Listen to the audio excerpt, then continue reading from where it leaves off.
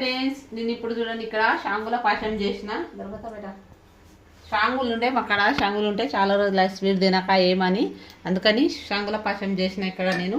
ఇప్పుడు ఇక్కడేమో చిక్కుడు గింజలు చిక్కుడు గింజలు తెచ్చిన నానబెట్టి బాగా 24 గంటలు నానాలంటే నానితే పెద్దగా అవుతాయి. ఇవి గుడాలు చేద్దామని రేపు పిల్లలకి తిన్నికే గుడాలన్నా ఏదైనా చేద్దామని ఇవి నానబెట్టిన. అన్నం ఉండదు ఇంకా కూరకైతే కారం ఉండదామని చింతపండు నానపెట్టినాం.